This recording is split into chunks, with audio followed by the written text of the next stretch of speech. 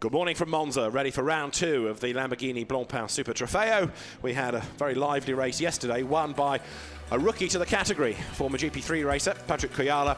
And now on a sunny Sunday morning, we're ready for round two. And the championship looking at record entries this year, although sadly we've lost a car from yesterday. Simone Pellegrinelli had a big accident and the damage too much to repair for today.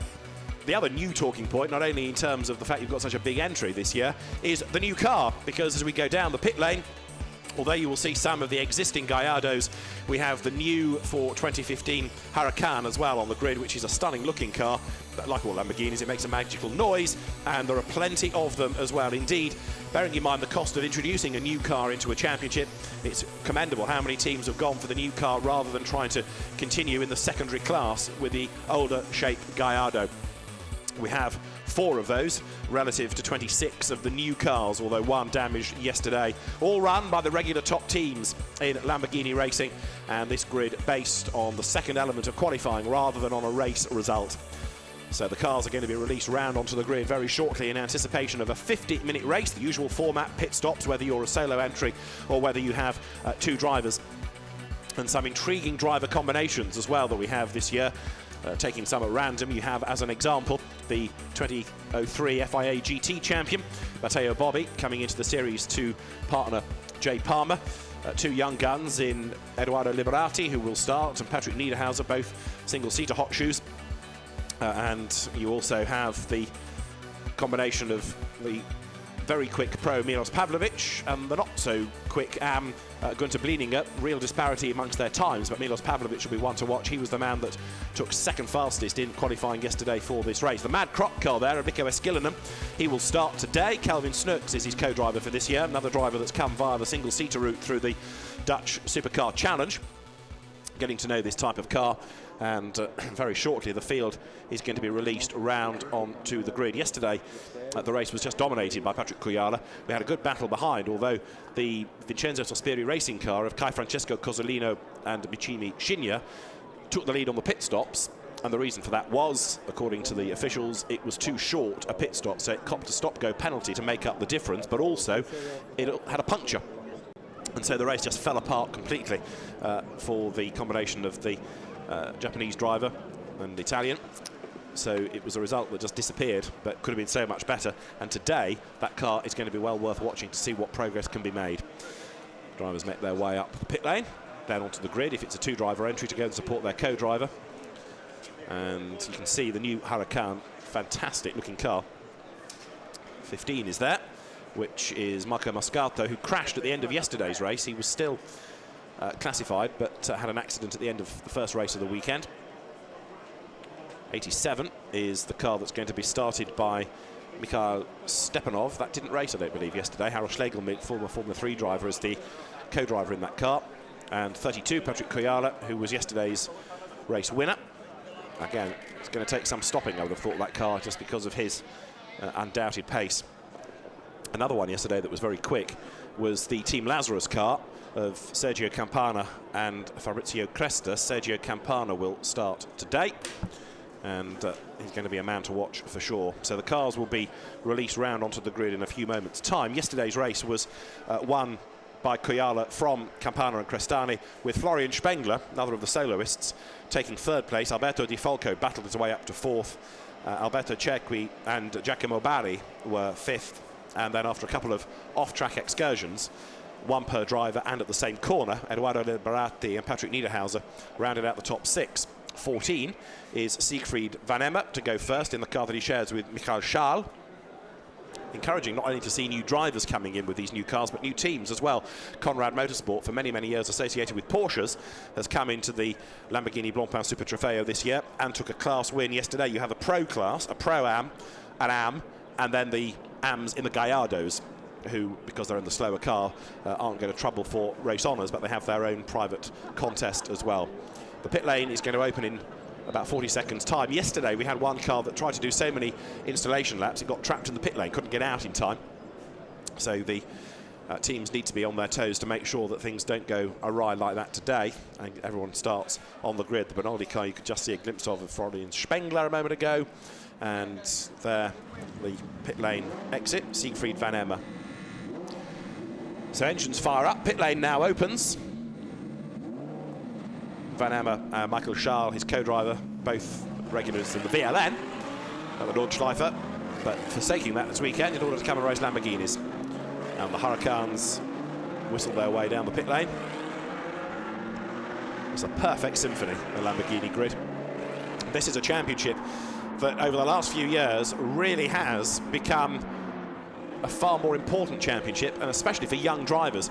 In the Blancpain Endurance Series this year, you've got 2 cars run by Grasser Racing with young guns, pro drivers, who've come out of this championship, whether it's the European or the American equivalent. And so no longer is this just somewhere that wealthy amateurs can go racing and have a nice social side. This is a realistic career racing driver category now to help promote you up into the higher ranks of GT racing. Yes, it still looks after the AMs.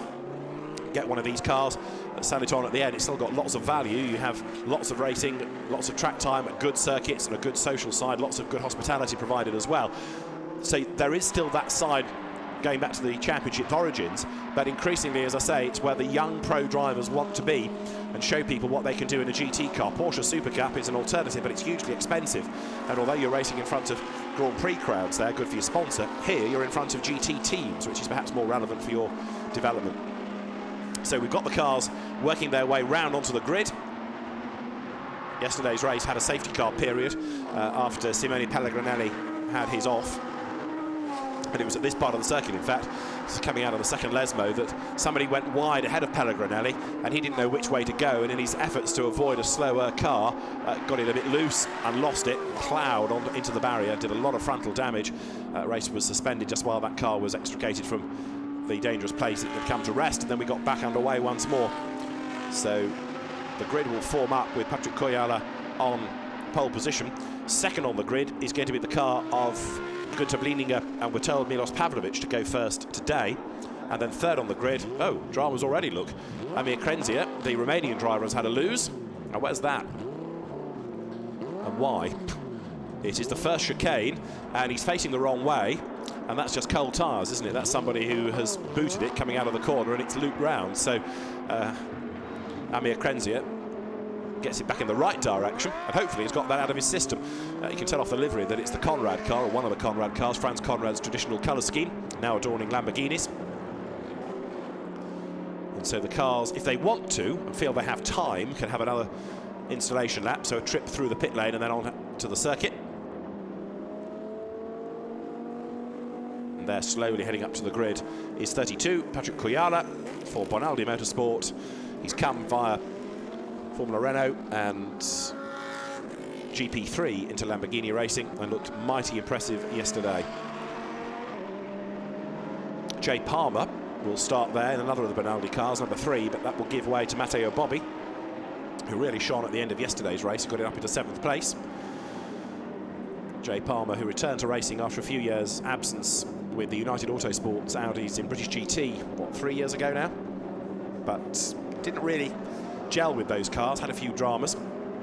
And Matteo Bobbi, who then also drove with Jay in the satellite Vita 4-1 operation when that had a British GT spell.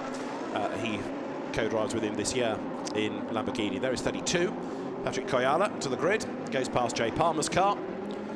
Patrick yesterday proved to be less than talkative pre-race. He was a bit more engaging after the race. But we'll see whether he can open up a little bit. Some of the pressure lifted by dint of the race victory yesterday. The Pirelli tyre technicians are on the grid. The Bonaldi team just make sure that everything is good with the pole-sitting car ready to go into this race. That little orange triangle on the windscreen showing the car is from the Pro class.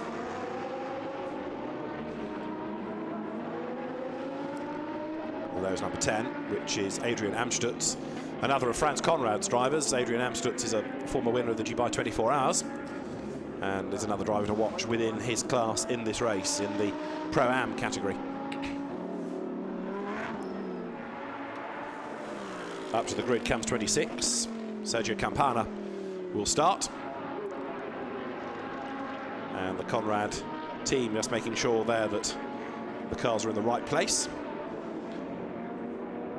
So it's a mighty grid numerically. It's got lots of good driving talent across the Pro and the Pro-Am classes. The young guns, very, very competitive drivers, and that's the other point to make, that although the Pro class was reintroduced last year, it's not aimed at your Peter Coxes or your Fabio Babinis that used to win races years ago. It is for drivers who are professional drivers but are on the way up as career single-seater racers, still very young drivers, and can make a career out of GT racing by coming into this. So the format has changed radically, and you could argue for the better, because the racing last year was the best we've ever had, and yesterday's race was good, although Patrick Koyala was just too good for them in the end. So the pit lane is closed. If you're not on the grid now, then you are going to have to start the race from the pit lane, but I think everybody has now ventured out, and so the cars in a few moments will slot into place right the way through the order, everybody on the track, and then we'll have the final countdown. We've got a rolling start, of course, with it being a GT race. So once the cars go onto the warming up lap, they don't form up on the grid at the end of it. They're released straight into 50 minutes of racing. Now, yesterday that was 23 laps, but we did have the safety car period, so 25, 26 maybe you can anticipate today. So we've got the front of the grid with Patrick Koyala already in place. There is Edoardo Liberati. Can't miss that car with its gold livery of Raton Racing, new to the championship this year. And in the grandstand, fans young and old, ready for the action with their own modes of transport. In a few years' time, my son, a Lamborghini may be yours, says Dad. To the grid there is Milos Pavlovic. Now, Patrick Koyala is the man on pole position. Let's see whether OJ Borg can prize a few words out of him pre-race. He's down on the grid. So Patrick, I know you're a very focused man on the grid. Any words for us today about how you're feeling ahead of today's race? Confident. It's the one word again. Can you do it all again? You sat on pole. Can you take it all the way through to the win? Hopefully, yes. Fabulous. Thank you very much. Patrick Koyala there. Well, he's improving. It's multiple words per answer now. But he's a bit more talkative when he wins races, but he's, like most Finns, I'm afraid, not the most talkative before a race gets underway. But Patrick Koyala is on pole position. The cliche to trot out next is he lets his driving do the talking, because yesterday he absolutely ran away with the second half of the race. And in fairness, he was a bit more loquacious when he got out of the car in Parc Fermé. But full marks to OJ Borg for having a go at least to try and get him to open up a bit. So the Finnish driver on pole position. Right, how about Serbian next? Because Milos Pavlovic should be starting alongside, and Milos is very, very quick in number 8. So he could be one to hear from, although his co-driver Gunther Blieninger, I think, is standing by the side of the car. But Milos Pavlovic, who himself has come up through the single-seater ranks, came into the championship last year. He will start in number 8. And Pavlovic, from Formula 3 to Formula 2, Formula Renault 3.5 along the way, you name it, he's driven them as single-seaters. He is going to start in number 8. So he's on the grid. Milos Pavlovic lines up second. He should be a lot more talkative to OJ Borg. Milos, you're sat on the front line of the grid. Beautiful day here at Monza. How's the car feeling? Well, yesterday in qualifying it was good, so we will see what happens today. You know, I hope it's going to be a good, positive race for us, so we'll see. And what is it like driving a high-powered Lamborghini, an Italian car, around this most famous cathedral of speed that is Monza? Well, it's amazing. This is a great car, and it has a lot of horsepower. We nearly reached 300 kilometers per hour at the end of the straight, so, you know, it's quite impressive. And to be among, you know, these drivers racing here in Monza, you feel a lot of history because a lot has happened here, so it's an incredible experience, yeah. And can you feel that from inside of the car, or does it just become another racing track when you're flying down the straight? Well, once you warm up, you can feel all these things, but once you start racing, obviously you just think about the next thing you need to do. There is no time for, you know, meditation. But still, once the race is over and you look around yourself, you look at what's around you, it's just amazing. Milos, thank you very much and have a good race. Thank you. Now the point to make here is that Miloš Pavlović will do half the race, whereas Patrick Kujala will do all of it, because Pavlović has a co-driver, Günther Blieninger, who is not as quick as Miloš. So although Miloš may lead, certainly capable of doing that, in the second stint the car will drop back down the order because his pace is quicker than his co-driver's. Patrick Kujala's car can run at the same pace all race, and very much he is a favourite for victory. Third on the grid is going to be the car of Jay Palmer and Matteo Bobbi. Same principle, different drivers, different speeds. Jay Palmer, we're told, is going to be the start driver, the Brit, but Matteo Bobbi, who will take over, is faster, so that's a car that will come on strong in the second half of the race, whereas number 8 will go the other way. It's all part of the fascination of these double driver races. That's why they are so entertaining. And Jay Palmer is ensconced behind the wheel of his car. The onboard there from Daniel Zampieri's car, looking further back on the grid, although Roman Mavlanov will start today. It retired yesterday with brake issues. That should be a competitive car. So let's hear from Jay Palmer. He is in the car, he's third on the grid, and the British driver is ready to have a quick word with OJ. Jay, it's a very busy grid here. What's it like as you come down to the first corner? Well, first of all, I'd just like to say you need to get the flying fin to talk a little bit more. We've tried, 3 times I've tried. If you beat him... I gave him a pep talk earlier. So what is it like heading down into the first corner here at Monza? It's not too bad when you're at this end of the grid. Because it can get very, very busy, can't it? It can, yeah. Behind us, it'll concertina up. I mean, literally, it comes into like a standstill. As part of a Pro-Am lineup, where can you realistically finish in this race? In terms of the main feature race or in the Pro-Am? In terms of the main feature race. We're hoping to finish around 6th or 7th, maybe 8th. And then in the Pro-Am, in your class? Well, we're going for the win again, obviously. Fantastic. And if you do get past the flying fin, hopefully we'll talk to you afterwards. Yeah, for sure. Thank you very much, Jay. Jay Palmer won his class yesterday, that's the point he's making with Matteo Bobbi. He's not short of words, is he, Jay Palmer? Runs out of the same team as Patrick Kujala, so I think Jay might find himself a new job, which is to try and make the fin a bit more talkative. Good luck to him as well.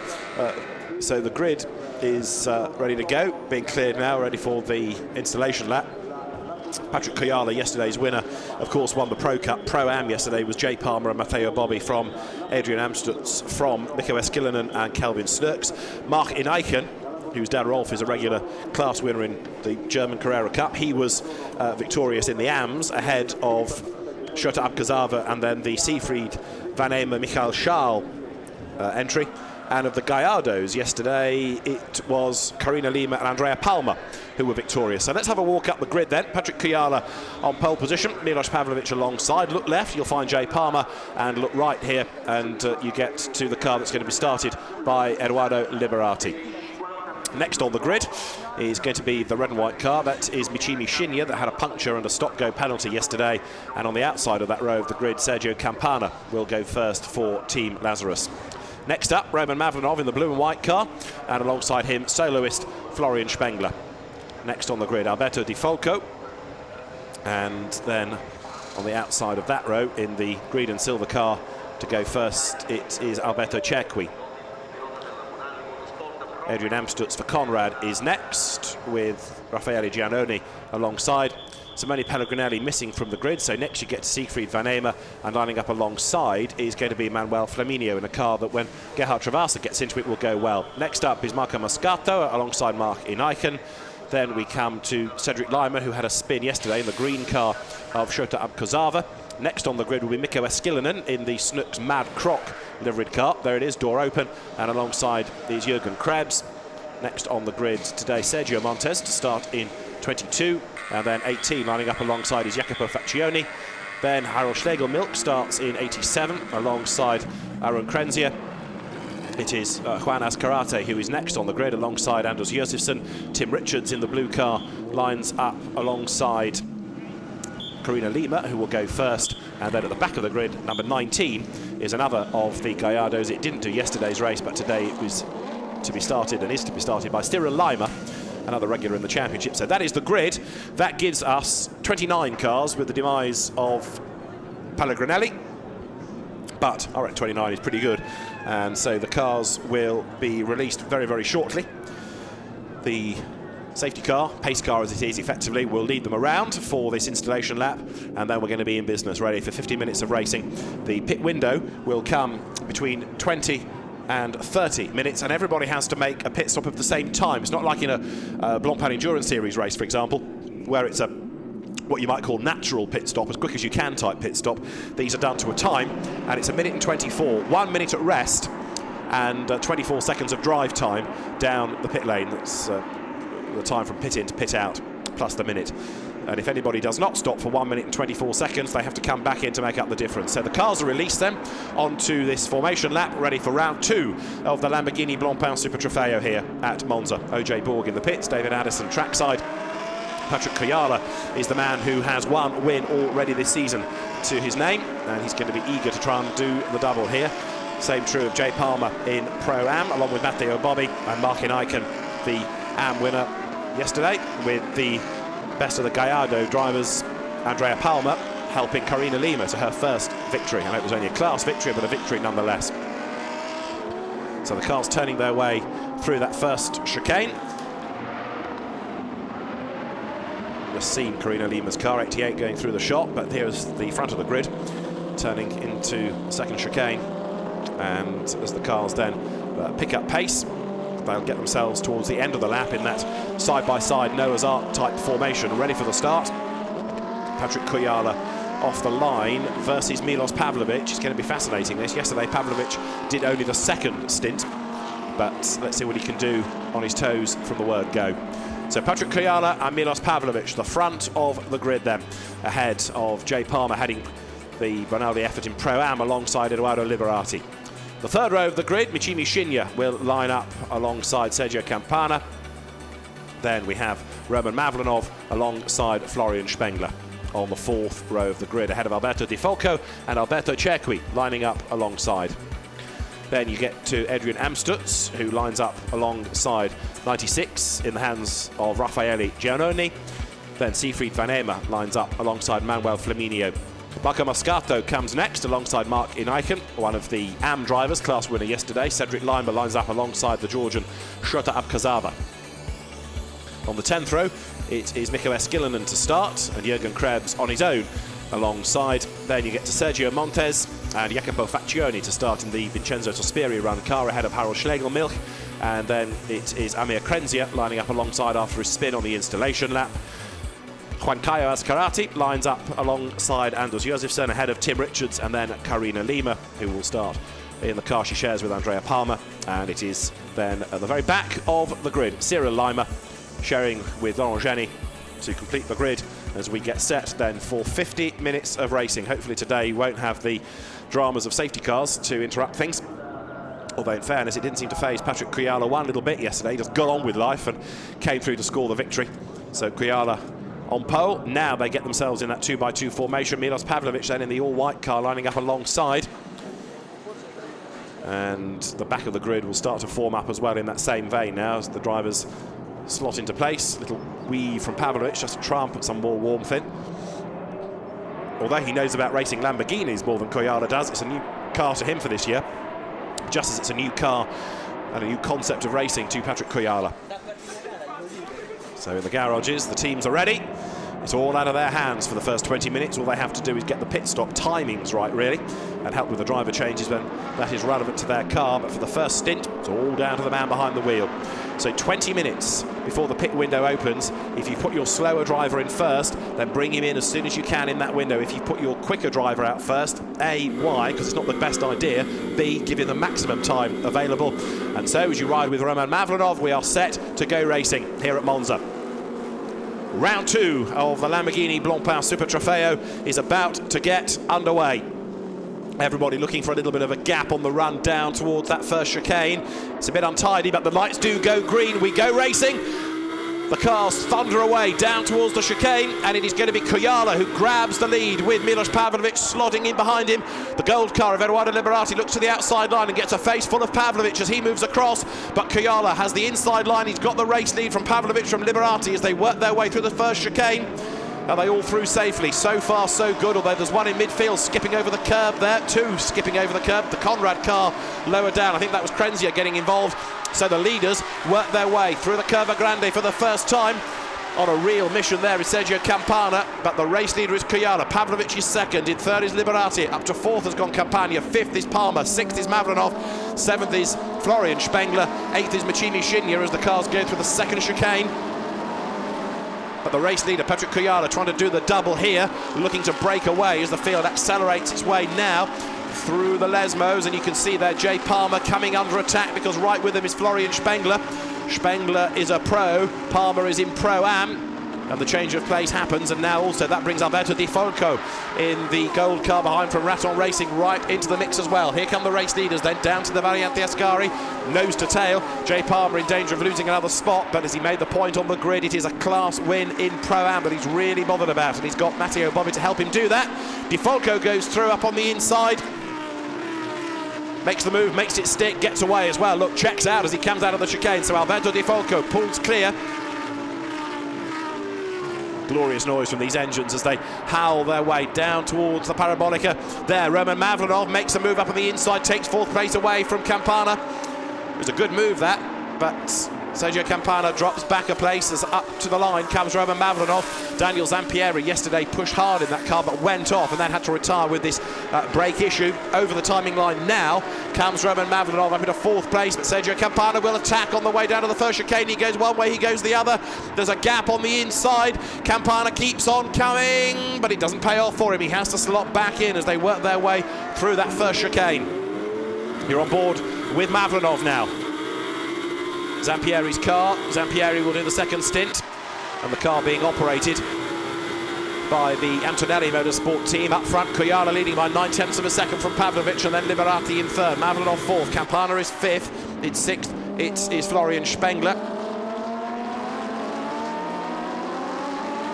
Mavlanov now trying to get right onto the back here of Eduardo Liberati, having shaken off the effort of Campania. He is there, tucked up behind him.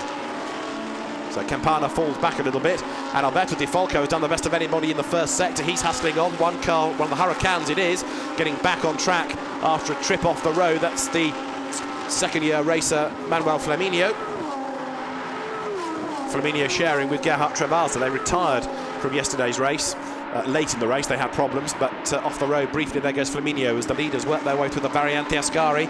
Eduardo Liberati then coming under pressure from the hard-charging Roman Mavlanov, last year's IGTO champion, International GT Open champion, that he won with Daniel Zampieri.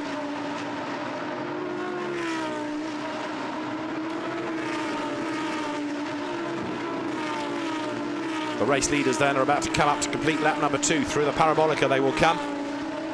And the nice thing about this early in the race is that most people have got somebody to battle against, but the real fight's on for 3rd. Eduardo Liberati, former Porsche racer, has got Roman Mavlanov right up behind him. Over the timing line they come now, down towards the first chicane. Is Mavlanov close enough to make a move? I don't think he is. He's near to the back of Liberati, but not near enough. The lead gap is 1.2 seconds, and here comes Mavlanov. Really good move, really late decision, but he's run out of road. Can he hang on to it? He doesn't trip too much over the curb. He does delay Liberati, and that means that Sergio Campana gets up alongside. He's level with Liberati. He's stuck in the draft of Mavlanov's car. Liberati comes back on the inside there. Side by side they run through the Curva Grande up towards the chicane. Mavlanov doesn't know from whom to defend. Campana goes to the inside of Liberati. This should be the place on the inside for 4th. He's done it. Great racing. All of that was triggered by Mavlanov being a bit keen going into the first chicane, and Eduardo Liberati was badly compromised to the point where it has lost him 2 places. Not only that, but he's also got Florian Spengler now closing up in 6th place there. Out of the second Lesmo they come, down then towards the Variante Ascari once again. So Roman Mavlanov has made that move stick. He's up to 3rd. Sergio Campana is up to 4th, and in the gravel is Siegfried Van Ema. And that might just be able to be extricated from there at the second chicane, but I'm not sure whether it's going to be as easy as it looks. Fair play, it is easy. Hook a gear, drive it out. So back into the race goes number 14. Siegfried Van Ema. He'll have put some gravel down on the road as he rejoined there, and that will be on the track for a corner or 2. They can see some of the gravel that's just not only been brought from the gravel trap, but also shaken out of the bottom of his car.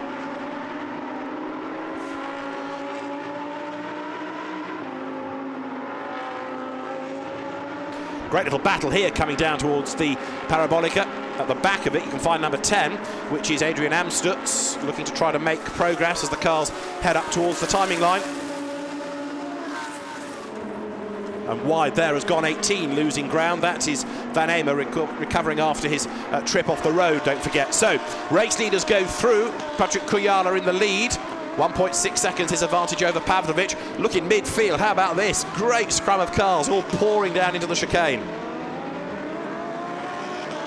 There's a driving standards flag for Jay Palmer. There is a driving standards flag also being shown to Raffaele Giannoni for exceeding track limits, that will be. And also the team's being warned about that gravel that's been put on the road at this part of the circuit, up to which the midfield pack comes now. So it's Kujala leading and leading pro. Second is Pavlovic leading pro-am. The leading am at the moment is Shota Abkazava in the green car lower down the order. There, look, coming into shot, he is in 16th place, hustling on behind Mikko Eskilinen. Number 4, which is Manuel Flaminio, has dropped a couple of places on this lap alone. Flaminio needs Gerhard Trevalza to take over and do the hard work for the bulk of the race, really. So that's another car you can anticipate that would come in relatively early.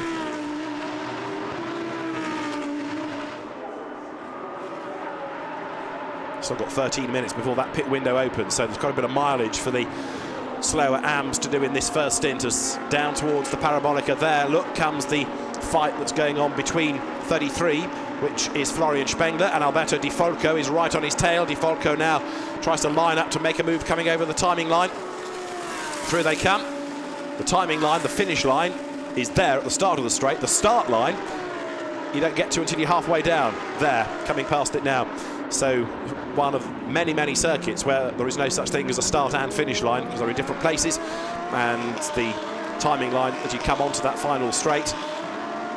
Alberto Di Folco is in the wheel tracks of 33, which is Florian Spengler. This is the fight for 6th place.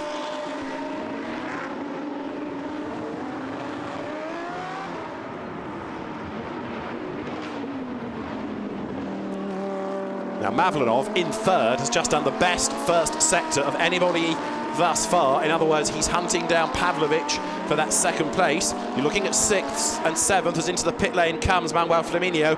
I said he was losing places, and it's not just his speed, it is a car problem, clearly. So in he has come, and it may be that we don't even see Gerhard Trevalza drive today if that car's got a big problem. Remember, it retired at the end of yesterday's race as well, and I wonder if that's the continuation of those woes. So Mavlanov is catching Pavlovic for 2nd and 3rd places. There he is in the blue and red striped car across the white bodywork. The race leader still is Patrick Kujala leading the way. The all-white car of Pavlovic is 2nd. Their 3rd is Roman Mavlanov in 4th and 5th. It's now Sergio Campana just ahead of Eduardo Liberati. Behind you have got Spengler, Di Folco, and then Michimi Shinya in 8th spot, who didn't really sparkle yesterday because he was compromised by a stop-go and by a puncture.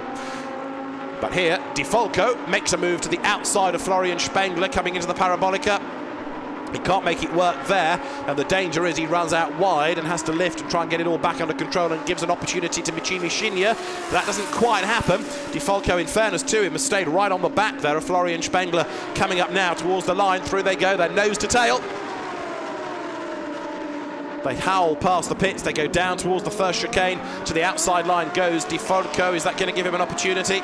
No, it is not, says Florian Spengler, because he has the racing line into the chicane and he hangs onto the place as well.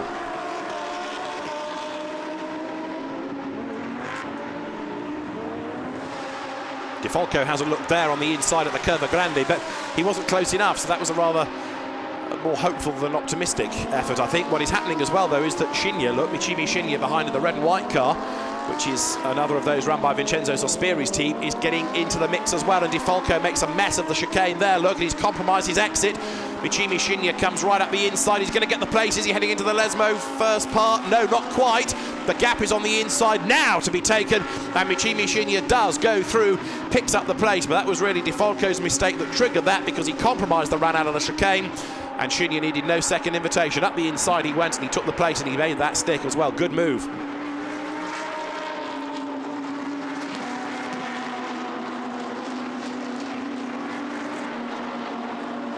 The race leaders come from the Variante Ascari down to the Parabolica.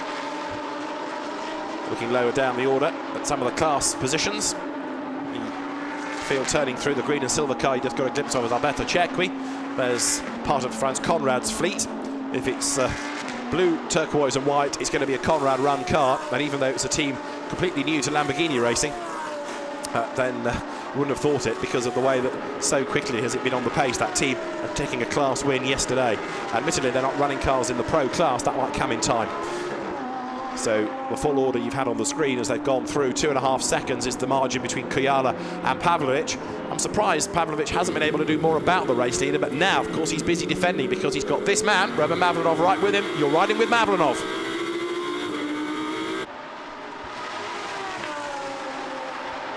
Through the Curva Grande now, up towards the chicane. Mavlanov trying to close a little bit as they get to the braking area. Is he going to be able to do it? He can close, but not close enough to make a move. Has he stayed close? Is that gap going to open up again? It does stretch out just a little as the cars accelerate now up towards the Lesmo Benz. Through the first right, short straight into the second. It was here yesterday that people were running wide, tripping over the curb and spinning across the road into the wall. It was there that we lost Pellegrinelli. Mavlanov from the outside looks closer than from the inside, actually. The onboard shot seems to suggest he's further back outside the car.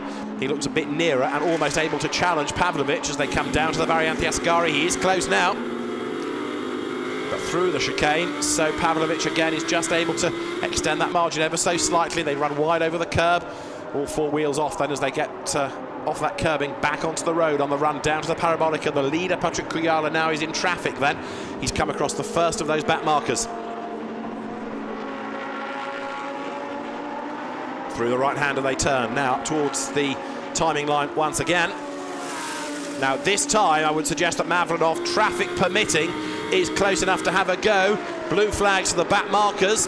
Mavlanov, though, might well be blind to that. If he suddenly darts out and sees that slower car, it'll ruin his plan. He doesn't really have a chance to dart out, but now he does try right round the outside. Is he going to get second? Yes, he is. Fantastic. Roman Mavlanov goes second. He rides the curbs, but he's going to get out of the corner ahead and hang on to the place. Yet again, some really late out braking pays off for him. Mavlanov up to second. Very, very brave indeed. Desperately late on the brakes at the end of the pit straight into that first chicane, and through he goes, up now into second position. He gets himself ahead of Pavlovic. I bet Milos wasn't expecting that move to come. So we've had that place change, and the next question is, can Roman Mavlanov do anything at all about the race leader Patrick Kujala, who is 2.5 seconds up the road? Here's the replay. He had to make the move late because he couldn't get there because of the traffic, and then eventually goes to the outside, commits, brakes late. The car looked like it was about to get away. Yes, it had to ride the curbs this time, but he was still able to hustle it out of the corner and get it all back under control and power out ahead of Pavlovic. Good move. That's the race leader, Patrick Kujala, 6 minutes away from the opening of the pit window as he turns his way now up towards the exit of the Variante Ascari. Powers his way now down towards the Parabolica. Behind him is Roman Mavlanov. So is that gap going to be able to come down? In sector 1 it had come down, in sector 2 it had gone up. So Kujala perhaps being told on the radio to press on a bit. Good little fight here still between Sergio Campana and Eduardo Liberati. Liberati right there behind him, and he's run behind him for the bulk of this first stint, but he hasn't yet been able to find a way to make the move. The leader has gone by, Patrick Kujala then through, ahead of Roman Mavlanov in second spot. The gap is up to 3.8 seconds, although Mavlanov will have lost time because of doing the overtaking. So now that he's got a clear road ahead of him, what can he do? There is Campana fending off Liberati as they come down towards the first chicane.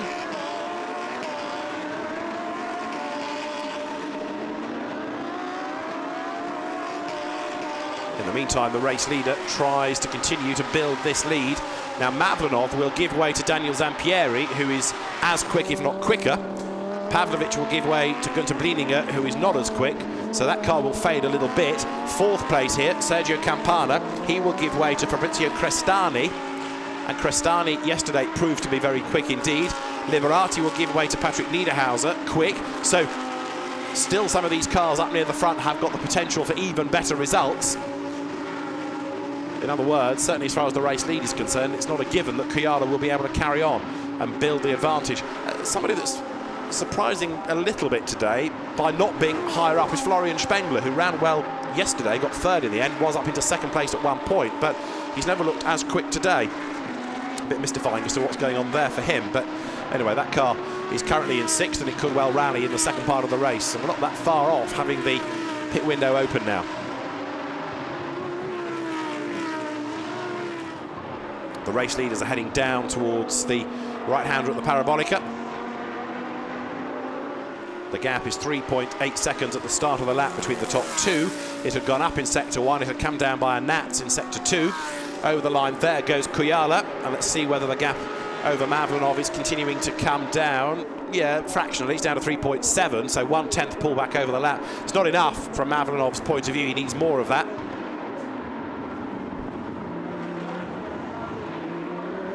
Third still is Pavlovic. Fourth and fifth together. Campana ahead of Liberati. And there is Florian Spengler keeping just at bay in seventh place, Michimi Shinya. And Alberto Di Folco, who lost that place to Shinya earlier on, has not been able to fight back.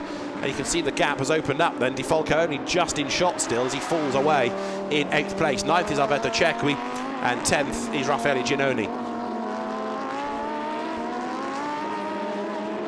Out of the chicane comes Liberati, gets a good run, and now makes his attack look against Campana, who was slow through the chicane.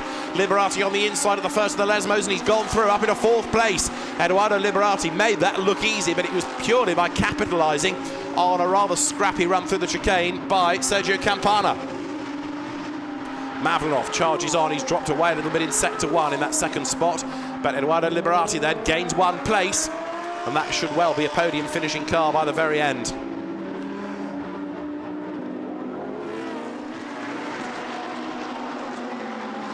Campana hard at work there, trying to get himself back onto terms with Liberati, and he does challenge through the chicane, round the outside of him in the midpoint, and he gets the place back. Incredible! What was going on there? Liberati must have slowed suddenly, because it is not a place you often manage to make the move, but Campana did manage to dive up the inside into the first part, round the outside of the second element, and Campana takes the place back again. So only briefly was he demoted to fifth. Sergio Campana goes back through, up into fourth place. Good racecraft.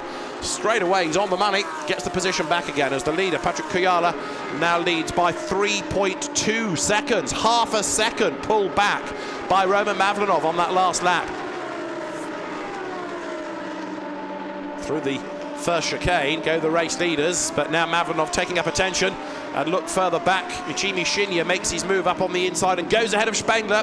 That's for sixth. The red and white car is that of Michimi Shinya, and he goes into sixth position at the expense there of Florian Spengler. Good bit of driving under braking there to commit to that, to make the move. Now here is Campana. That's what triggered it. It was a little wobble by Liberati, and so as they came back into shot, Liberati had just about sorted out his moment, but taking full advantage was Sergio Campana round the outside. Through he goes, gains the place back again. Well, he's come out of the second chicane, which is where he made the mistake a lap ago to give Liberati the opportunity. Now the pit window opens in 50 seconds. Can any of the AMs do the first stint, come in on this lap and pit? If you're at the front of the field, probably not. If you're further back, then you're going to save a lap against the front of the grid, because when the window opens, you'll be near pit exit, whereas they may have gone across the line half a minute before the pit window opens, and you can see that the leaders are almost at the end of the lap. But if you are an AM lower down the order, where's Jay Palmer as an example? He's in 12th place. The window will just about be open when he gets through the Parabolica, so he could bail on this lap and put Matteo Bobby in and give him as much time as possible. Patrick Kuyala comes over the line.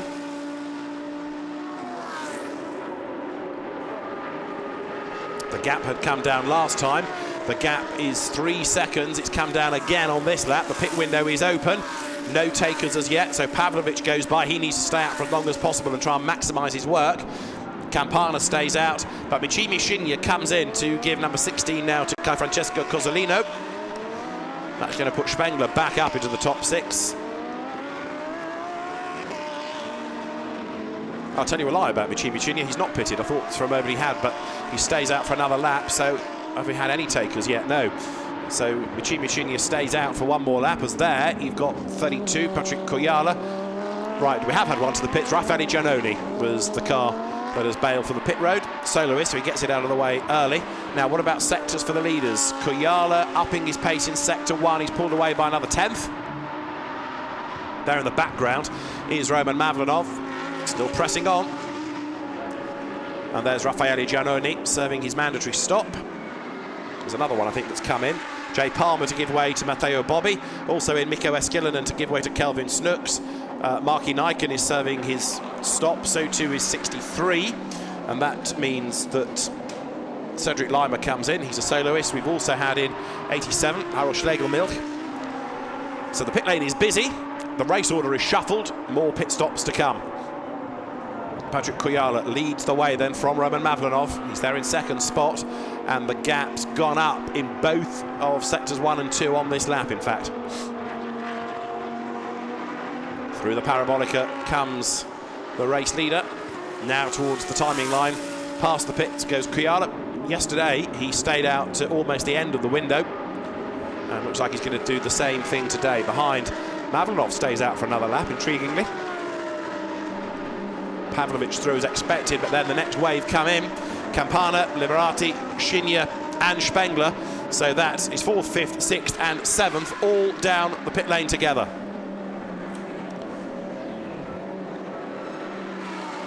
We'll see the order in which they rejoin. You can see others finishing their pit stops and going back out. So up to 4th place now comes Alberto Di Folco. That white line you can see on the road is not to be crossed. That's the demarcation line between the actual race circuit and the pit lane exit. And if you cross that, you get a penalty. You have to come and serve either a stop-go or a drive-through. Very smoky car there. Now, is that Florian Spengler's? Because yesterday he had a brake fire when he pitted, and it looks exactly the same as yesterday. So I think that is Spengler. His teammate there, Patrick Kujala, turns his way out of the Lesmo Benz with 27 minutes of the race still to go.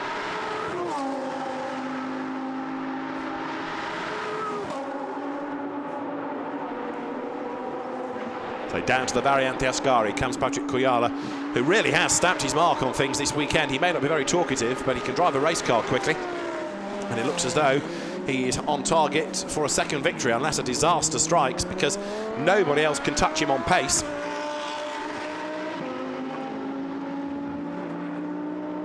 Is he going to pit this time? Let's see. He's in the 3rd sector. More rejoining after a pit stop. A minute and 24 is not quite a lap, but it's the best part of it. And on the pit stops, one car that has really gained, like yesterday, is Michimi Shinya. Now it's Kai Francesco Cozzolino at the head of that little queue going out.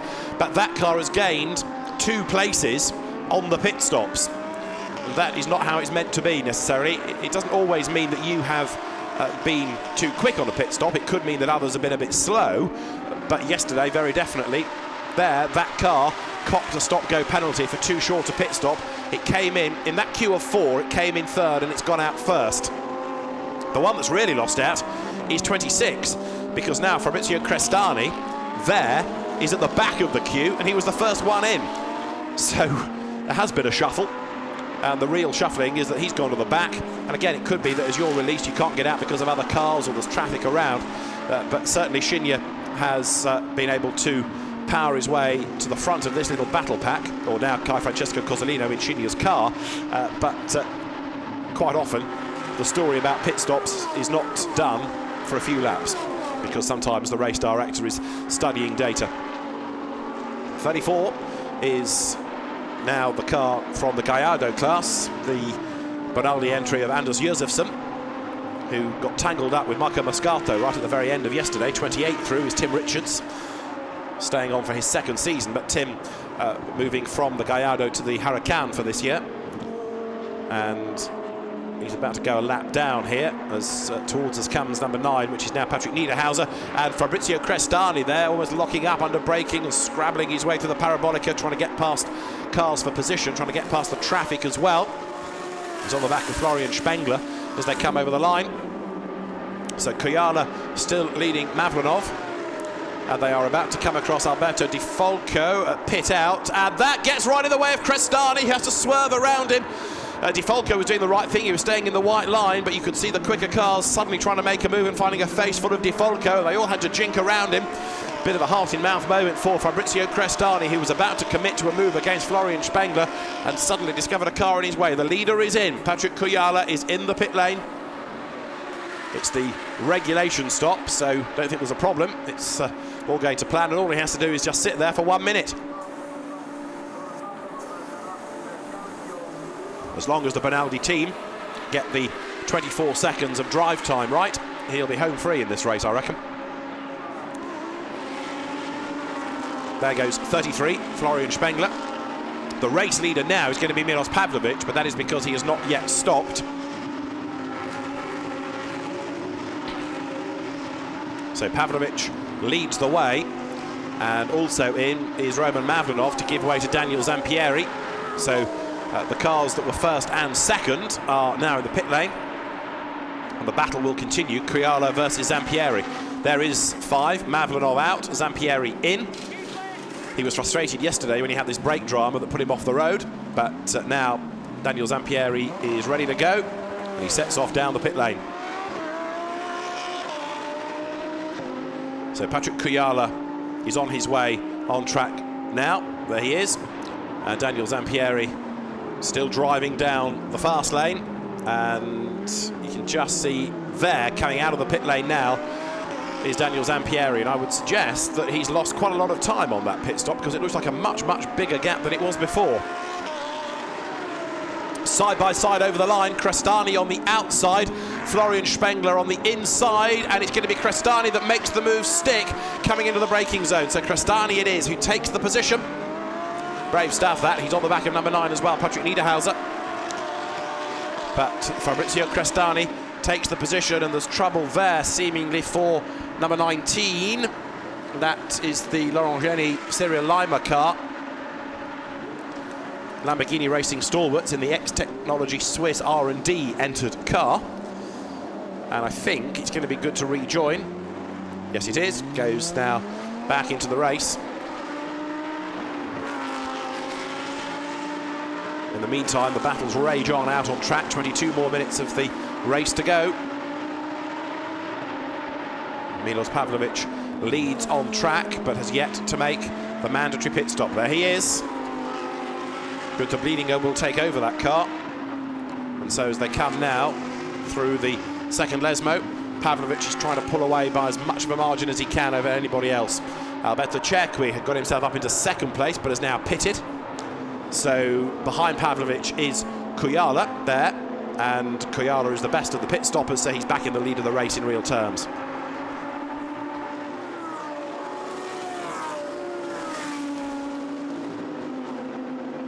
Over the timing line goes Patrick Kujala. This is his first flying lap since the pit stops, but of course now there's an increased amount of traffic around him that he's got to be mindful of as he comes down towards the chicane. Now Zampieri is 9 seconds back. It was never that great before the pit stops, as once more Fabrizio Crestani makes a demon move up the inside. This is on Niederhauser as they come over the line. The cars drop on the nose as they hit the brakes, but Fabrizio Crestani in the white car goes through, and this is for third position in real terms now. Third in the Pro Cup. So the place is gained by a hard charging Fabrizio Crestani. Car number 18, which is the Oliver Ray Jacopo Faccioni car, that's got a 1 second stop-go penalty, but there's nothing been offered up about 16, which was one that was concerning me a little bit earlier. So the race leader currently is on lap 16, and into the pit lane has come Pavlovic. Then he gives up the race lead to hand over to Günther Blieninger. So that's going to put Kujala back into the lead at the end of this lap, assuming that Pavlovic doesn't get out ahead of him, or Blieninger rather doesn't get out ahead of him. Even if he does, the quicker car is that of Kujala. So the lead will go back his way. But Fabrizio Crestani driving like a man inspired here, pounding on. But also keep an eye to number 16, because Kai Francesco Cozzolino is doing a good job, having taken over from Michimi Shinya. They gained on the pit stops, and they've gained on track position as well now. So Blieninger is back into the race. Kujala has just gone over the timing line and goes down to the first chicane, back into the lead. Blieninger makes his way down the pit road. Mavlanov has gone through in second spot. In fact, third is Cozzolino, ahead of Fabrizio Crestani. So Crestani's got one more car to think about catching before he can worry about the podium, and that is number 16 of Cozzolino. So Günther Blieninger has joined the race, having taken over from Pavlovic, but I'm afraid his pace is such that he's going to lose out. As far as the overall competition is concerned, it's the Pro-Am class lead that he and Pavlovic really are focused on. So here, with 19 minutes to go, give or take, Patrick Kujala is back up front. And there is Cozzolino, who's got himself up past Günther Blieninger. So that means it's going to be Kujala from Zampieri, from Cozzolino, third. Fourth is Blieninger, but you kind of ignore him because we know that his car is not going to be as quick as some of those around. And then in fifth place is Crestani in the background, and off the road has gone 13, which is Jürgen Krebs. The Sportec car is off at the Variante Ascari by the look of it, and it's sort of half on, half off the road, but hopefully he'll be able to fire that up and get it out of harm's way. At least he has the good grace to park under the Blancpain hoardings for the sponsor, but that car for the moment needs to fire up and get going again, as we have confirmation of this 1 second stop-go penalty for 18, which is the Jacopo Faccioni, now Oliver Ray car. That's a long way down the order anyway, I'm afraid, and that penalty is not going to help. 18th it runs at the moment. Right, you've got there Michimi Shinya, who's just put a lap on Anders Josefsson in 34 in the Gallardo. Compare and contrast the Huracan and the Gallardo shapes as they come over the line there through the shot. Just over a quarter of an hour remains. And Patrick Kujala looking so strong up front. He's 7.7 seconds ahead of Zampieri and lapping quicker. Was there in traffic coming down towards the first chicane is Patrick Niederhauser, trying to get himself up now past Günther Blieninger, which he does. So Niederhauser goes fifth. So the race order: Patrick Kujala leading Daniel Zampieri, leading Kai Francesco Cozzolino, leading Fabrizio Crestani. Then fifth is Niederhauser. Soon to be sixth is going to be Florian Spengler. Number 13, Jürgen Krebs, has now got a drive-through penalty. So after his spin that we've just seen, he's got a drive-through as well. There goes number 90, which is Alberto Di Folco, up past Günther Blieninger. So you can see all of a sudden this wave of cars just surges past him, and he can't do anything to repel them, I'm afraid. 34, Anders Josefsson here, getting in the way just a little bit of Florian Spengler, his teammate, quirkily. But Josefsson in the Gallardo, at the first opportunity, does, in fairness, get out of the way, slow right down, let all the quicker cars go, then he doesn't impede their race.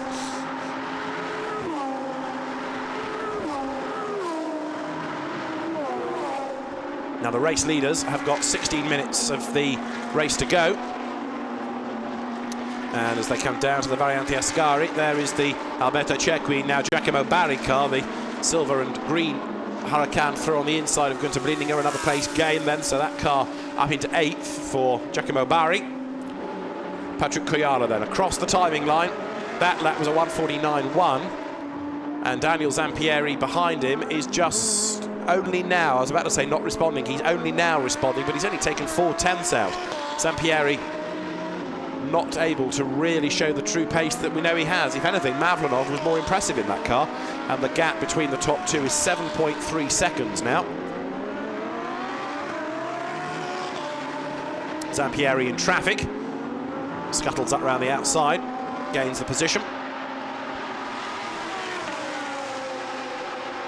So Patrick Kujala ahead of Daniel Zampieri with 15 minutes to go, 7.3 seconds to make up. In part, the gap will ebb and flow because of traffic, but the way that Kujala has gone all weekend just suggests that he is going to be not only the man to beat today, but the man to beat this season. It's been mightily impressive.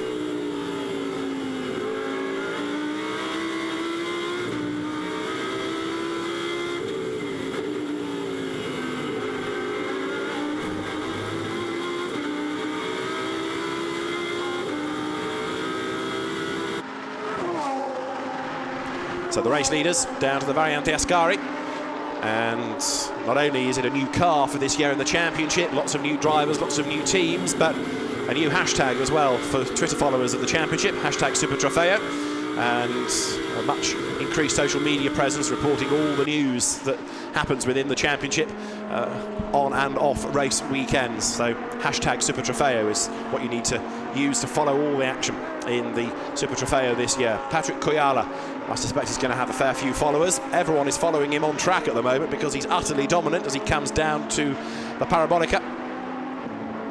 And the advantage that he has got over Daniel Zampieri, let's see, it's come down a bit, only by another 0.3 or so, but it's down to 7 seconds, but that's just too big for Zampieri to be able to make up, I'm afraid, before the very end of the race, which is 13 3/4 minutes away now. So the race leading cars currently work lap 20. Patrick Koyala ahead of Daniel Zampieri. Now, if anything, Zampieri can't relax because Francesco Cozzolino behind him is pounding on. And Cozzolino, in turn, is only 1 second ahead of Crestani now. So third place is up for grabs before much longer. Cozzolino is number 16. And behind, 26, is Crestani. And the gap is coming down between them. There's the leader, Patrick Koyala.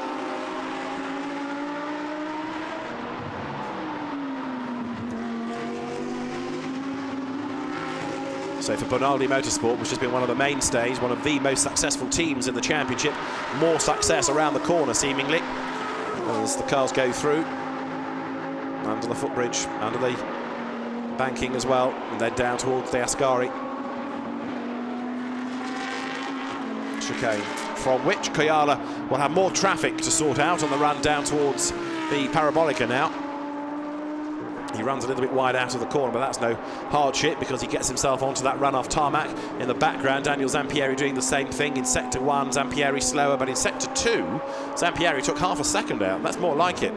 He can do that sector by sector, not just lap by lap, but he's got a chance. But Patrick Koyala, just given the way that he's gone all weekend, still suggests that he's going to be so hard to beat here. Now there's third, Cozzolino.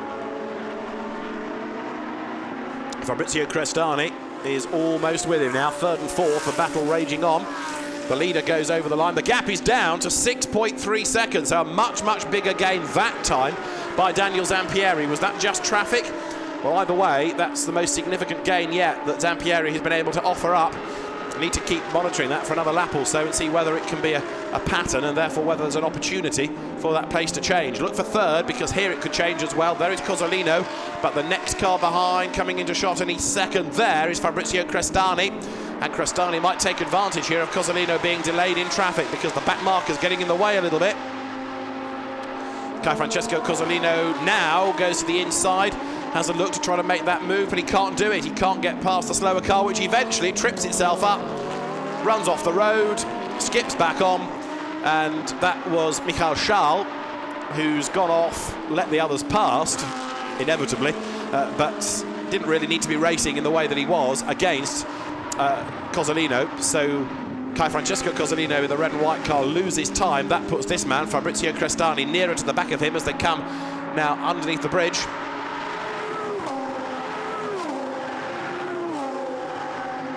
The cars head down towards the chicane.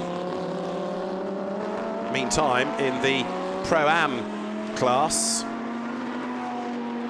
the category being led by Fuchimi Shinya. Number 3 that you're looking at is Jay Palmer, who is currently 4th in the class. Or Matteo Bobbi, I should say, having taken over from Jay Palmer. So that car 4th and trying to make progress. And then the 5th of the Pro-Ams is in the Conrad colours of Adrian Amstutz. There is Gunter Blieninger, who is now down to 2nd in Pro-Am, having taken over from Pavlovic. 96, Raffaele Giannoni, involved in the battle as well. Matteo Bobbi pounding on in number 3, so 2nd is going to change, but number 16, so far up the road in Pro-Am, that a class victory looks on the cards there for sure. So down through the Parabolica comes there, number 3, Matteo Bobbi, former FIA GT champion and class winner yesterday, but the way that the Italian-Japanese partnership is going 3rd overall, that's going to be a hard car to stop.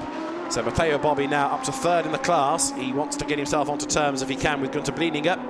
won't be long before he's there as he wriggles his way past the Gallardo. There you can see the different shapes of the cars. The Huracan of Matteo Bobbi goes through, puts a lap on Anders Josefsson. So Blieninger to Bobbi, 2.5 seconds. It'll change on this lap, I would have thought. In the meantime, number 9, Patrick Niederhauser, keeping at bay Florian Spengler, who in turn is keeping at bay Alberto Di Folco as they turn their way through the Lesmo Benz. The lead gap came down once more at 6 seconds. Only a couple of tenths pulled back though, so although it is being reduced, it's not being reduced enough by Zampieri. Also a report that Michael Charles has been up the escape road, that we saw when he went off at the second chicane as 32. Patrick Kujala turns his way through the Parabolica. What a weekend he's had, his first outing in GT-type racing, and he's absolutely crushed everybody else. Comes up over the line, heads down towards the first chicane.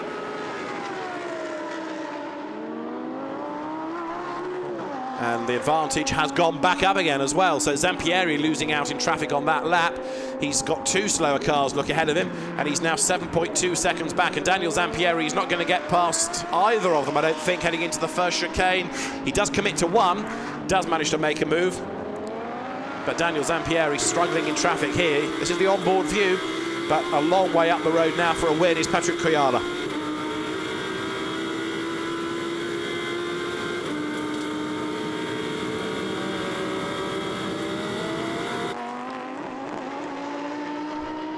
Daniel Zampieri, he's been a winner here in the past in the Blancpain Endurance Series. He turns his way out of that second chicane, still trying to work his way quickly through the traffic. Can he find a way through here on the inside? Meantime, we have the car here in the hands of Matteo Bobbi. Now let's hear from Milos Pavlovic out of the car. He's with OJ Borg. Milos, a great first stint. I think you've just lost the position in class, though. You're still looking good. Well, yeah, we will not be on the podium, unfortunately. But this was our first race. We began 2 days ago, this adventure, so it's okay for the moment. When you start a new venture with a new co-driver, what is it like? How do you have to learn how each other races? My situation is particular because I'm racing with a gentleman driver, so I'm more a coach than anything else at the moment. And I hope to bring him up to speed as the season progresses. Is that something you take great pride in, that you enjoy helping another driver to get better? Well, yeah, and I'm in the car, so it's good, yeah. Thank you very much. It's a frustration in one sense for Milos Pavlovic because he's not able to pitch for race wins, but pitching for a class win I think will come before the end of the season. As he makes the point there, Gunther Blieninger, gentleman driver, but with some coaching will get better and better. There is Gunther Blieninger at the wheel of the all-white car. It is run by the GRT Grasser Racing team, although Gunther Blieninger himself is the entrant. There's 78, which is the car in the hands of Shota Abkozava, the Georgian driver. And he is the leading AM at the moment, ahead of Marky Nyken, and he's quite a long way ahead of him, in fact. So Shota Abkozava, who came into the championship a couple of years ago, but very, very experienced with lots of outings in different categories in Russia, turns his way now for the Variante Ascari and gets a bit crossed up, though, as he hooks a wheel over the curb, but he recovered from that. Abkozava has promoted events. He has raced in everything from Legends to Formula 3. Lamborghini is on the way. He's owned race teams, owned circuits, and has done a lot of mileage. He's a sort of Russian motorsport impresario in many senses. And Abkozava then looking for a class victory here. Out on track, the gap third and fourth has come down. Michimi Shinya just ahead, the Shinya car now of Cozzolino, I should be saying, ahead of Fabrizio Crestani. Here they come nose to tail in traffic. The red and white car is Cozzolino. Crestani there, tucked up behind him. And this is for third overall. Already third in Pro is Crestani. Well clear in the lead of Pro-Am is Cozzolino. And it really was on that pit stop that they gained huge ground. And there's been no after effect of that, seemingly, because although others have copped penalties, car 16 has not been censured in any way, so it was clearly either a good pit stop by them or a bad pit stop, more realistically, from others, and they were able to get out into the traffic at the right time and gain places. So Kai Francesco Cozzolino comes across the line. He's pulled away, in fact, out of the Parabolica to 1.3 seconds over Fabrizio Crestani. And is that gap going to come down, or is there a problem for Crestani? Because he certainly slowed through the right-hander. There he is in that fourth spot, but coming out of the chicane, he's certainly not able to buy back into the battle. And it's a bit quirky, this, because there are laps on which the gap has been big, and then he's hunted him down, and you think, right, this is on, and then he falls away again. So maybe there is an intermittent issue with Crestani's car. In the meantime, Cozzolino is working his way as quickly as he can up through the back markers, trying to always keep a buffer between him and the opposition there. Crestani driving for Team Lazarus. Now, whether Lazarus-like that car will rise again, I'm not convinced, because I think it's possibly now lost too much time. But we shall see. Third in Pro is still the target, even if it's going to be fourth overall here.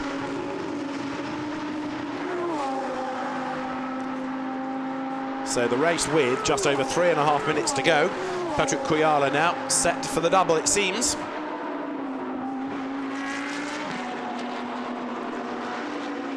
There is 16. That is Francesco Cozzolino, who comes out of the Variante Ascari, and in fact is not that far behind Daniel Zampieri, is he now? The gap was 4.7 seconds going on to this lap. To the eye, it looked less than that. So I just wonder whether Zampieri, like yesterday, is in a bit of trouble. How many more laps can they wring out of this? 2 more, I would suspect. Over the line has gone Patrick Kuyala. Daniel Zampieri now 8.8 seconds back, and is being caught by over a second by Cozzolino. So second position could just possibly change before the end. The lead won't change. Patrick Kuyala absolutely crushed people this weekend.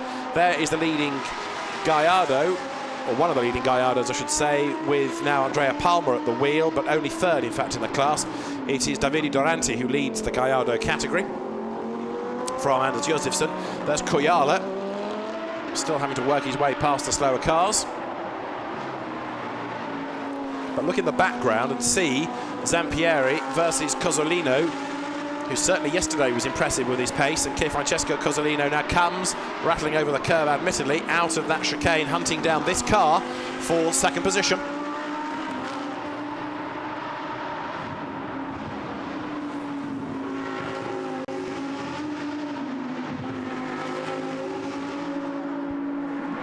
So as the field will squeeze one more lap out of it at the end of this, it looks like it is going to be a second victory of the weekend for Patrick Kuyala.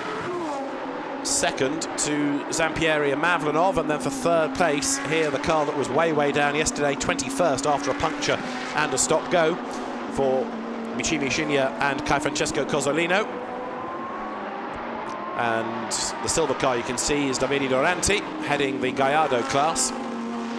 The car was looking set for a victory yesterday when Juan Caio Zarate spun right at the very end of the race with about a lap to go and gave the class win to Carina Lima and Andrea Palmer.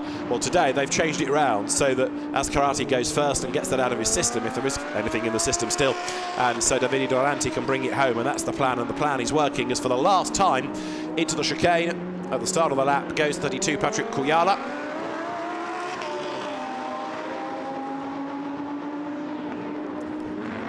And off the road has gone Tim Richards. So he's got it fired up, fair play, and will be able to rejoin the runoff area there. Put in for Formula 1 usage, saves him, so he's going to be able to get back in and bring the car to the flag. He'll rejoin, I suspect, just in front of the race leader. There he is. Blue car rejoins Tim Richards. Red and white car behind is the race leader, Patrick Kuyala. He's on his last lap of the race and will turn his way now through the first of the two Lesmo bends. Yesterday's winning margin was 10.4 seconds, and he did lift at the line. He's already 9.2 seconds up, so yet again it's going to be a dominant display by Patrick Kuyala, and for all the rest of the talent on the grid, there's nobody yet looking likely to be able to take the fight to him, because across 2 days of racing here, he has just been unstoppable. He's not talkative, but he's unstoppable in a car. He puts a lap on Tim Richards as he comes offline down to the Variante Ascari, goes through on the inside then to put a lap on that recovered back marker. And Patrick Kuyala now makes the run up to the last corner, and win number 2 of the weekend is set to go his way here.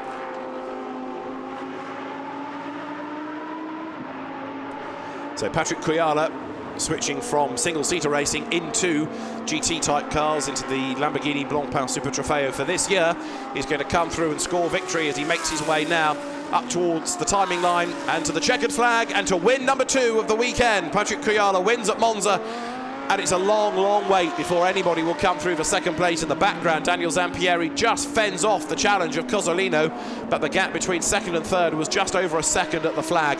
Daniel Zampieri coming through ahead of Francesco Cozzolino, and then in 4th place should be the combined efforts of Edoardo Liberati and Patrick Niederhauser, who come now up towards the line in the first of the gold Raton Racing cars.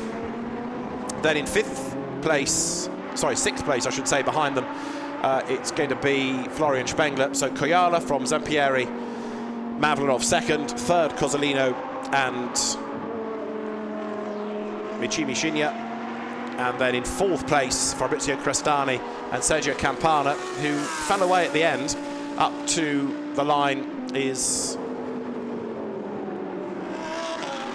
the 3rd placed car of Michimi Shinya and Francesco Cozzolino to win Pro-Am.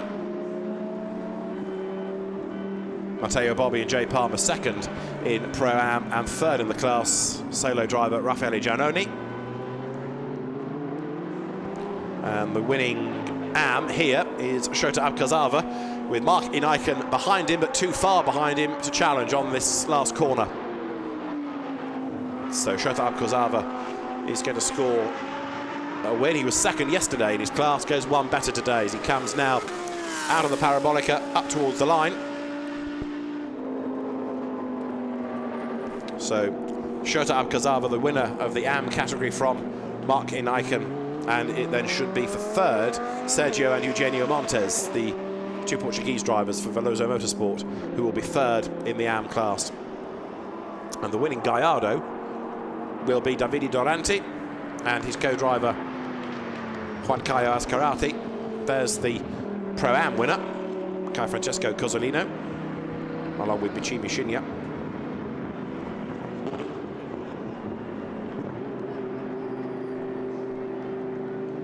But a race win for Patrick Kujala. And there's the 2nd place car, which is Daniel Zampieri and Roman Mavlanov, at least getting to the end today, but still frustratingly for both of them, the pace not quite there. But it could just be as simple as Kujala is too good for everybody at the moment. It's certainly been a very impressive start to his Lamborghini Blancpain Super Trofeo career. So the Pro-Am winning car, Cozzolino and Shinya, the Pirelli TAR technicians, do their work. The car is needed for scrutineering, hence the label. And Cozzolino has a much, much better result than yesterday. But his stint, because he drove first yesterday, was impressive nonetheless in the first race of the weekend. There is Daniel Zampieri arriving in this car that he shares with Roman Mavlanov, the reigning International GT Open champions. And then the race winner, Patrick Kujala, will arrive and hopefully have a bit more to say for himself than he did pre-race. So Zampieri hops out of the car and that's not massively excited body language about being second, is it? It's more resigned, like, well done, you did your best, rather than what a great drive. So I think there is some frustration on both drivers' part that they just cannot match Patrick Kujala and Bonaldi Motorsport, at least for the moment. The next stop for the championship is going to be at Silverstone, and the cars head there in late May along with the Blancpain Endurance Series over the 2nd May bank holiday weekend. So what we have are the top 3 drivers in each of the classes, or top 3 teams in each of the classes, making their way to the podium. So the Pro Cup, Patrick Kujala the winner, from Zampieri and Mavlanov, and then Crestani and Campana. Pro-Am was Cozzolino and Shinya ahead of Matteo Bobbi and Jay Palmer, and then Raffaele Giannoni. Lots of celebration for Patrick Kujala, though, as he takes 2 out of 2 on his debut weekend in the Lamborghini Blancpain Super Trofeo. Great job done, you've got to say.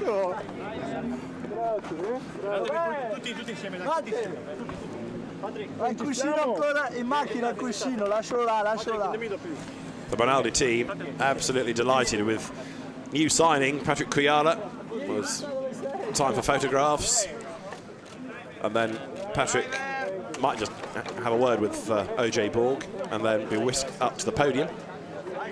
Podium ceremony is not a work of a moment, it must be said, in this championship, but the drivers make their way to the podium.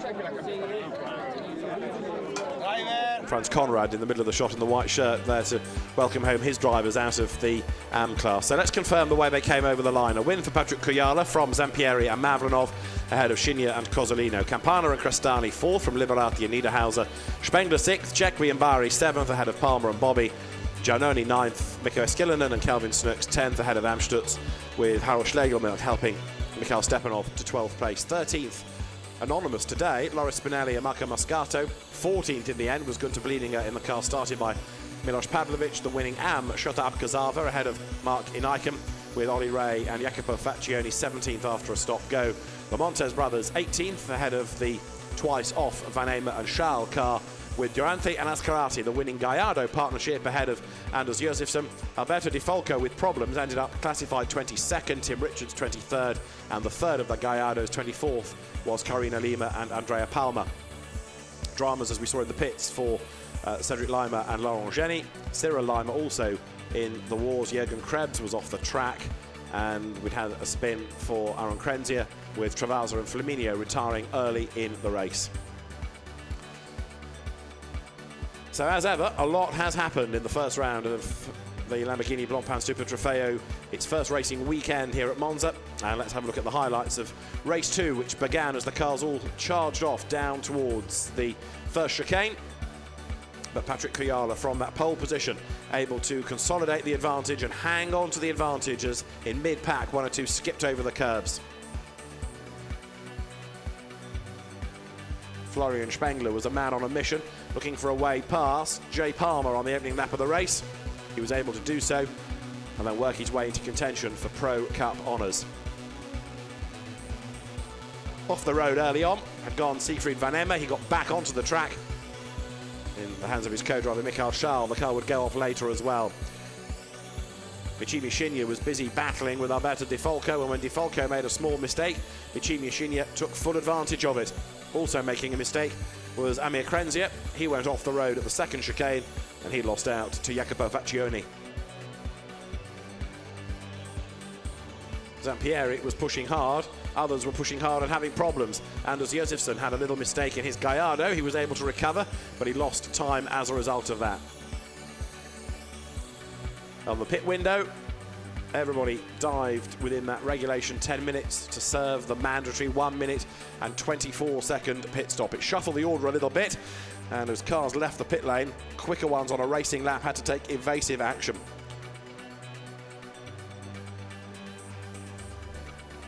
The second part of the race was teed up with some great battles within the leading group.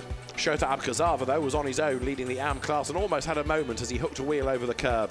Patrick Kuyala, though, was having no dramas whatsoever as he worked his way up towards a second victory of the weekend. A very impressive start to a GT campaign, a GT career for Patrick Kuyala. 2 out of 2 here at Monza in the Lamborghini Blancpain Super Trofeo.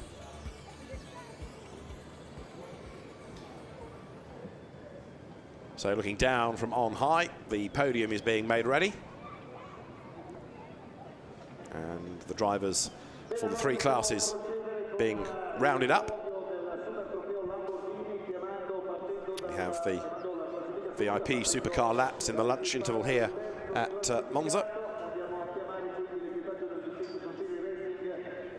But in a few moments, as I say, the winning drivers will make their way up onto the podium. And so we have for 3rd overall the car of Michimi Shinya and Francesco Cozzolino. For 2nd place there, Roman Mavlanov and Daniel Zampieri. And for the top step of the podium. A double race winner at Monza, Patrick Kujala.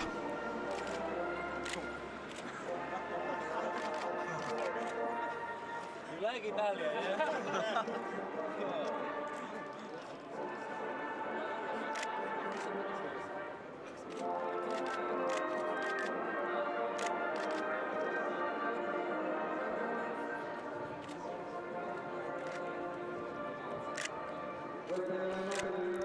What somebody needs to explain to Patrick is that it's the anthem of the winning team and the flag of the winning team, not driver nationality. So, like yesterday, he looks a bit confused as to why it's all about Italy, not Finland. Well, the reason is, where you have two drivers, for example, you don't have different flags and different anthems, so you take the team, and it's for simplicity's sake. So it's an Italian team for whom he drives. That's why it's the Italian anthem and the Italian flag represented. So Kai Francesco Cozzolino and Michimi Shinya get the bronze trophy. The silver trophy goes the way of Daniel Zampieri and of Roman Mavlanov, and the gold trophy, if not the flag at least, goes the way of Patrick Kujala.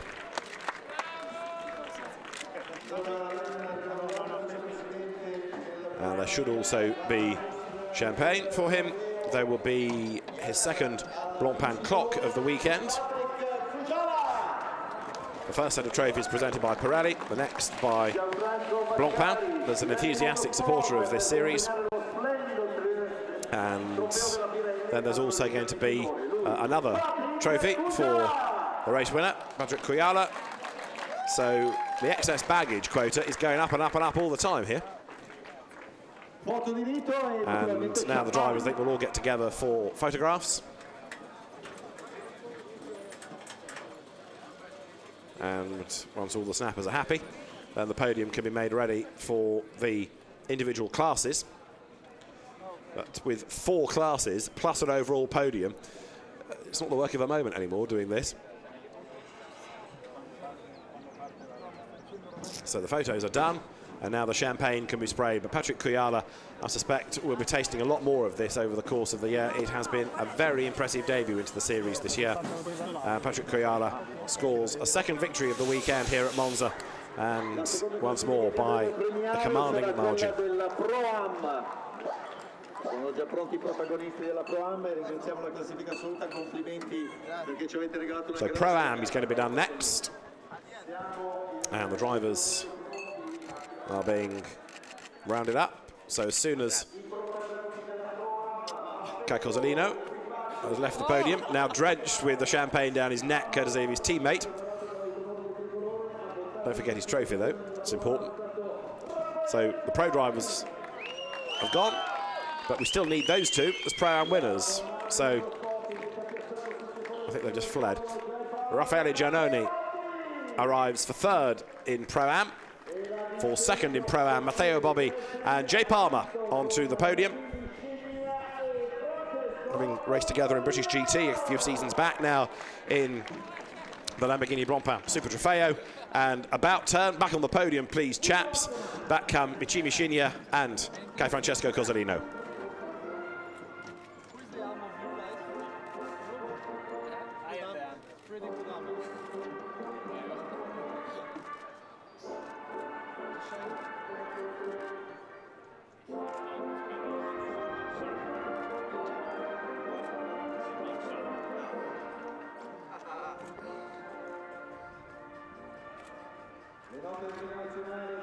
Yesterday's race for the Vincenzo Sospiri team affected by a puncture and a stop-go penalty, but today everything absolutely perfect, and Cozzolino's pace very, very impressive indeed, although it's a Pro-Am car, third overall, so he's certainly a man to watch in the future, isn't he? As there, Raffaele Giannoni takes his third place trophy. Now for second, the trophy will go the way of Jay Palmer and Matteo Bobbi. And the race winners in class, Michimi Shinya and Kai Francesco Cozzolino, receive their awards as well. So an excellent job done by them to take the honours in class, and third overall, which is a mighty achievement in itself. Photographs all taken. And the Pirelli winning trophy as well. It's the team's trophy to Vincenzo Sospiri racing. Vincenzo, who occasionally still does some racing. He was at the Walter Hayes Trophy a year ago, for example, but concentrates now on running race teams. He's new to this, but he's run very successfully in AutoGP, for example, for the last few years. So the photos are done for the Pro-Am drivers. And do we spray the champagne? Is this Cozzolino? Yeah, I think we do. Although people scatter from the podium now.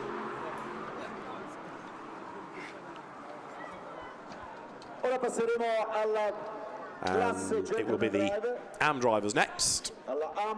A different class winner here as well compared to yesterday.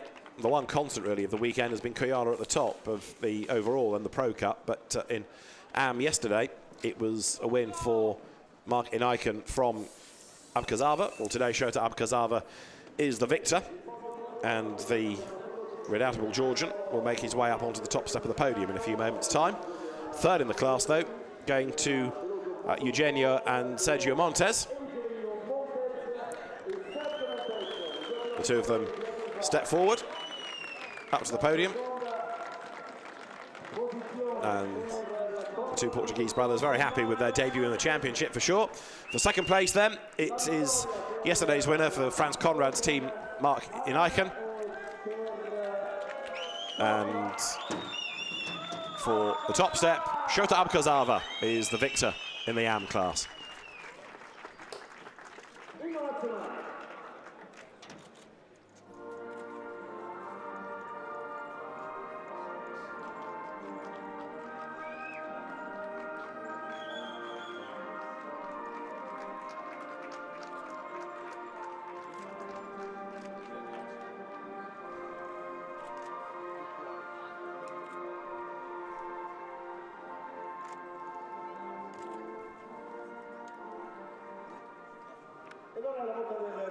So Shota Abkazava takes victory, and well-deserved, having had a good run in that race. The Montes brothers then receive their trophies.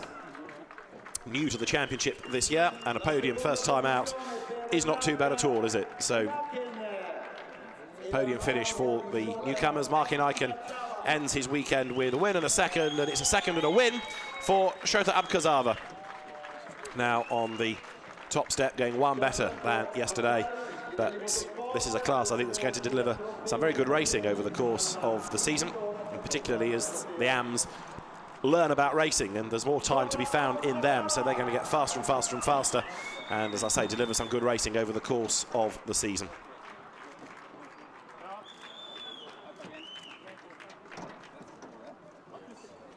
So with photos taken, there is just one more podium to go, and that is for the earlier cars, the Lamborghini Gallardos. It's hard to think of a car like that being overshadowed, but by the new Huracan it certainly is. And the drivers will make their way in a moment up onto the podium, headed at the end of the race, the class by Juan Caio Ascarati and Davide Doranti. And yesterday's winners in the Gallardo category, Carina Lima and Andrea Palmer, coming home only third today. They did luck in a little bit yesterday with others having spins and dramas near the end, but today not able to take advantage of that. So as the AMs from the Huracan aspect of the race leave the podium, and so we have the Gallardo drivers just about ready, I think, and they will in due course step forward up onto the podium. So yesterday's winners,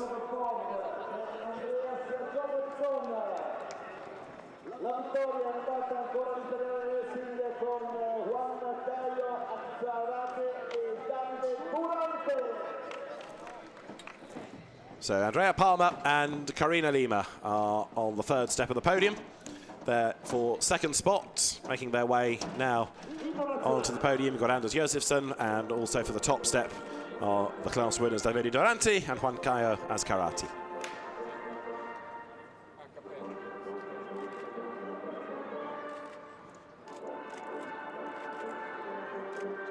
Uno svizzero, un venezuelano. Grazie.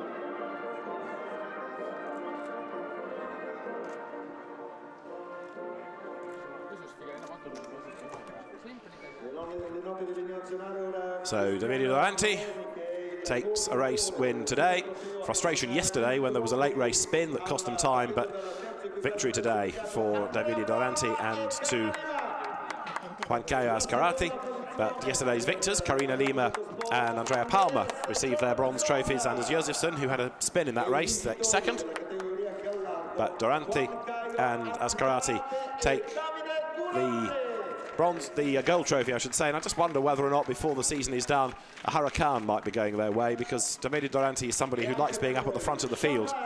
Very quick driver, and if budget permits, then I suspect that he's going to be a man with a new toy to play with in due course. So we have the drivers then making their final spraying of the champagne, and some great racing we've had here from Monza this weekend. From OJ Borg in the pit lane, from David Allison trackside, thanks for your company. We'll see you again late May at Silverstone. Bye-bye for now.